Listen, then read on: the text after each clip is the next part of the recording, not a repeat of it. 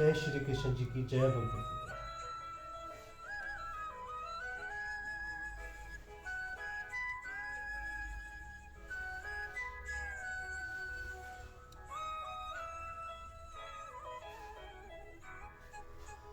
संबंध।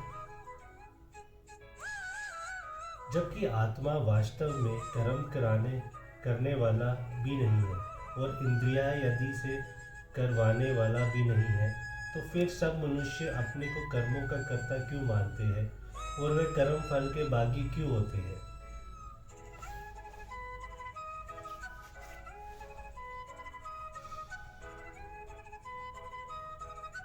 न कर्तव्य न कर्माणि लोक से सृजति प्रभु, न कर्म फल संयोग स्वभाव वस्तु प्रवर्तते।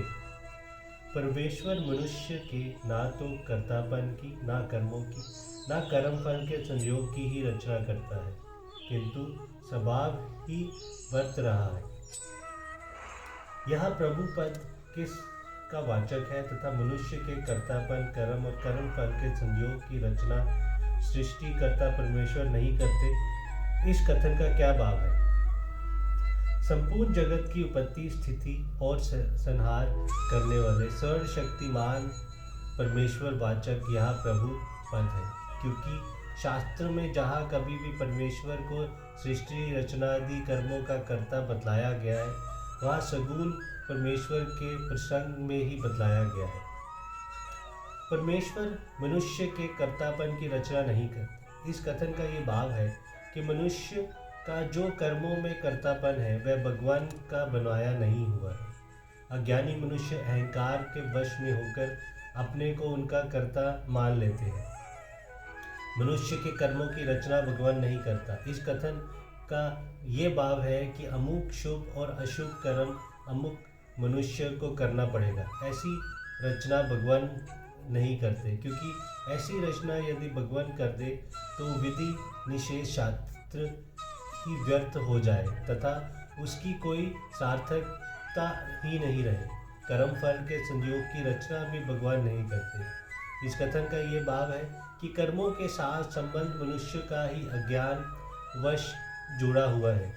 कोई तो आस्तिक वश उनका कर्ता बनकर और कोई कर्म फल के आस्तिक होकर अपना संबंध कर्मों के साथ जोड़ लेते हैं। यदि इन तीनों की रचना भगवान की हुई होती तो मनुष्य कर्म बंधन से छूटे ही नहीं सकता।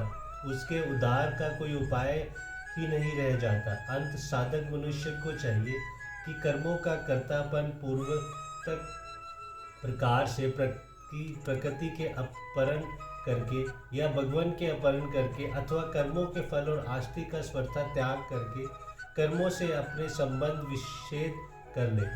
यही सब बात दिखलाने के लिए यहाँ कहा है कि परमेश्वर मनुष्य के कर्तापन कर्म और कर्म फल की रचना नहीं करता। यह स्वभाव की बर्ताता है। इसका क्या प्रयोजन है?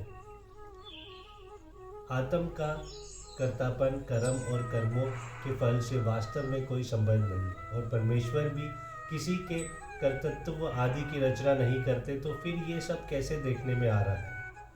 इस जिज्ञासा पर यह बात कही गई है कि सत्य रज तम तीनों गुण राग द्वेष आदि समस्त विकार शुभाशुभ कर्म और उनके संस्कार इन सब के रूप में परिणत हुई प्रकृति अर्थात स्वभाव ही सब कुछ करता है। प्रकृत जीवों के साथ इसका अनादि सिद्ध संयोग है। इसी से उनमें कर्तृत्व भाव उत्पन्न हो रहा है, अर्थात अहंकार से मोहित होकर वे अपने को उनका कर्ता मान लेते हैं तथा इसी से कर्म और कर्म फल से भी उनका संबंध हो जाता है और वे उनके बंधन में पड़ जाते हैं। वास्तव में आत्मा का इनसे कोई संबंध नहीं है, ये इसका अभिप्राय है। जय श्री कृष्ण जी की जय भगवत।